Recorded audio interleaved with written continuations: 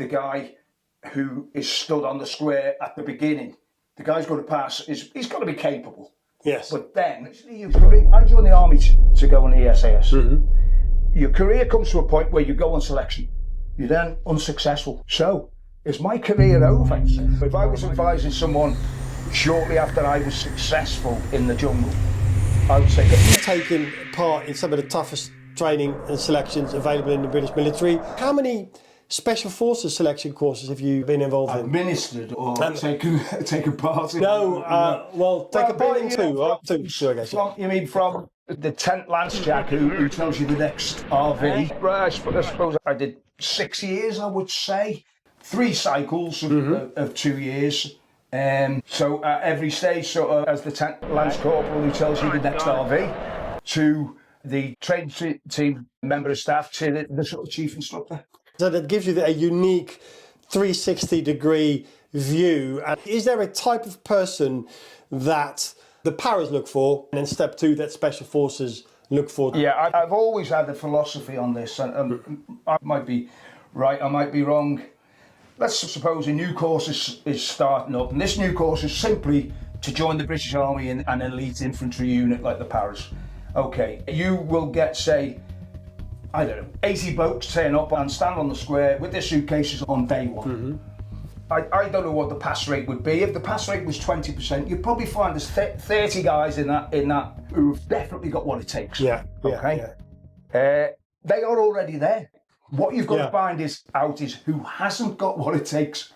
And when you've whittled away all the people that haven't got what it takes, you've got the people who have, and then you will lose 10 out of those 30 for bad luck, for injury, or they'll be back squadded, or they'll leave, or they'll injure themselves, and so they're out of luck. And that's pretty much how I think the British Army works, is that you turn up, you are already able, you are already the man for if you're one of those people that pass, the trick is that they have to find out who's not, and those who are not necessarily not for the reasons you might think. They're not for lots of reasons. I remember as a young recruit, there was a lad there, he was 6'4", he was a heavyweight boxer.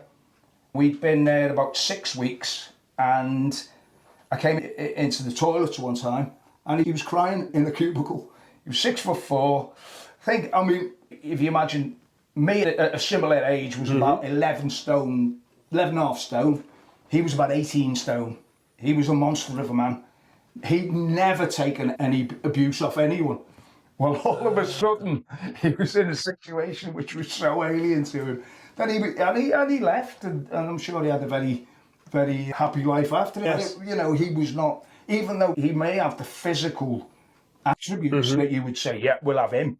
Once it came to actually finding that you've got exactly what we're looking for, exactly what they were looking for. When you then look at Special Forces, their recruits have already passed some arduous courses, no matter where they're from, whatever regiment they're from, they've gone through basic soldiering. What then are these extra elements that you then look for over and above? It's uptake and assimilation. So, given the lesson, you know, acting on the lesson and doing it to a good standard. Not necessarily a superb standard or anything like that, but you're looking for the capacity to imbibe information when you're tired, when you're stressed, and to be able to act on it. You see people line up or on parade on day one, and you're not able to tell. I would say no. I would say the people are there. Yeah. But the whole point of running a 3-month, 6-week selection course is because you can't know just by interviewing them. You know, and in fact, I've done lots and lots of interviews towards prospective SF soldiers. You were on a 4-man patrol, and the other 3 men refused to follow you. How would you handle it? Well, I'd explain the task to them, and I'd reason with them. And some of the ones that you think are the most likely, just don't do it. Interesting. Don't put the story together. So it really is the only way to find out, isn't it? It absolutely is. And does that explain that people are just a number in the beginning because they genuinely don't know whether you are or are not? No. You know, no point getting in actual fact, if you come with the baggage that the staff know about, then that's not a good thing either way. It's not, you know, it's not something you want to be measuring the guy from how he performs. Yeah. Not how somebody said he performs, or you knew him in an old unit and you were best mates. Yes. You're far better off literally applying the system and seeing if the system works. The problem is that I've known some very, very good lads who never passed ever. And they just had bad luck after bad luck. Right. You know, I would still say that they were the right people for the job. They would measure up in any of the sort of things that we'd set against them. But, if they're tapping over the Brecon Beacons at 4k an hour in the dark with £60 a kit on the back and the leg goes down a rabbit hole and they twist their knee and that's the end of selection. Yeah. And I know people who have repeatedly done that. They've gone off for selection after selection and come back, bounced off, and twisted the knee this time, it hit me back that time. Are there examples of luck that you just couldn't avoid bad luck? But equally, and it is a shame when you know in your heart of hearts that because you've seen this guy's got what the amount of guys who, I won't mention the name, but you know the guy, and he went down on 4 selections before he was successful, and he had everything it took, but for 3 selections he was unlucky. Really? On his 4th one he finally passed. So. And that shows an incredible fortitude anyway to keep coming. But we as DS, we knew that we were sending the right guy down. Right. And I think because there was always certainly in the old days you couldn't do 4 selections, they wouldn't let you.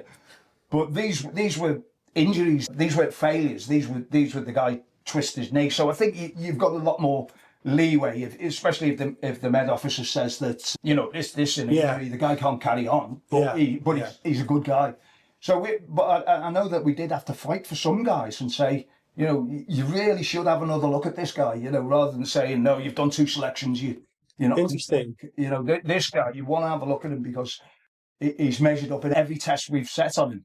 The only thing he hasn't done is got past that rabbit hole with him. And then the ultimate decision, I would say, is with an officer who's... It is the CO. It's a CO's pass. Yeah. Talking about resilience, you've been open also in the first interview that you did the jungle twice. Mm-hmm. Now, how did you build yourself up, and did you have any doubts when you came off the first time, or whether you were going to go back into... Basically your career... I joined the army to go on the SAS. Mm-hmm. Your career comes to a point where you go on selection. You're then unsuccessful.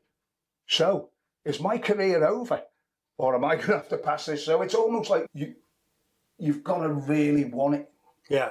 There's got to be something in you that wants it more than anything else. Wants it more than failure, wants it more than anything else you can offer. And I think that's the bit that and it does go back to the guy who is stood on the square at the beginning. The guy's going to pass. He's got to be capable.